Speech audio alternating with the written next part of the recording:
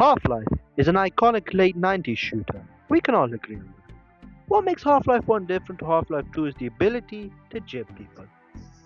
I get really satisfied every time I see someone explode into a million pieces and their entrails fly everywhere. You know, classic 90s shooter stuff. This is where brutal Half-Life comes into play. This isn't a game for 5-year-olds. Go play Hello Kitty Island Adventure. Here, you shred someone's loved ones with bullets. Burn them. Blow them up and kick them in the balls. This game is pure testosterone. Total testosterone. Anyway, this mod brings in a new violent twist to Half-Life. The same way Brutal Doom makes Doom more brutal. You start off this mod in a new room. Like Quake 1, there are 3 corridors that select your difficulty. Easy, medium, or hard. Choose one and you get teleported to another room where you can pick up your HEV suit, choose a level based on old shooters such as Duke Nukem 3D, Doom, and Return to Castle Wolfenstein.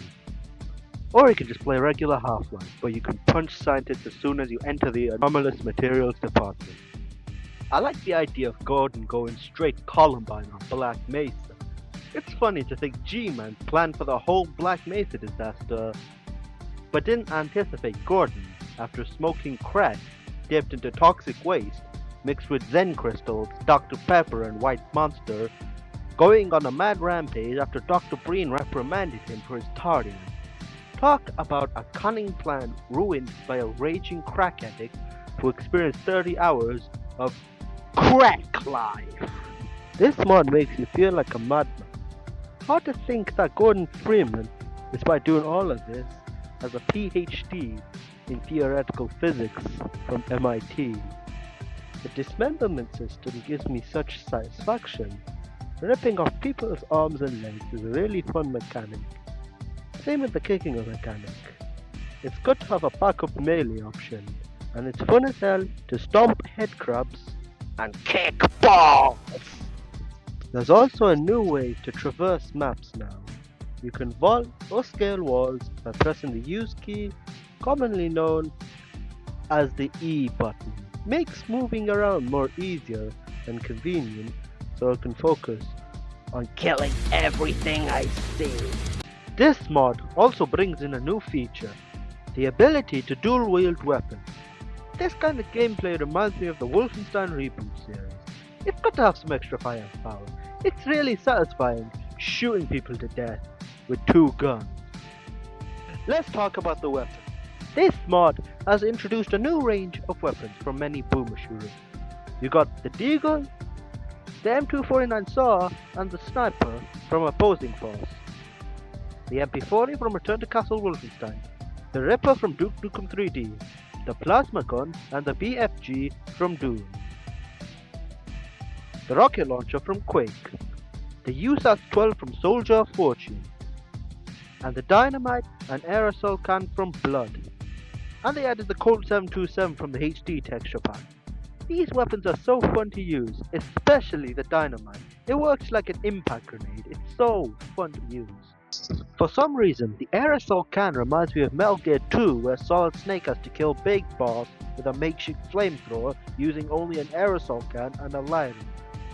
I really want more flamethrower type weapons in this mod. It's one of the problems I have with it. Flame weapons are so underutilized. There's also a keycard system.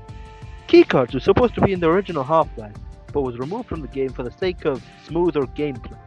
Seeing keycards back in Half-Life 1 makes this mod feel more like a boomer shooter. It also makes the maps feel more arcadey, like a map designed to be a video game level first rather than the cinematic immersive feel of Black Mesa.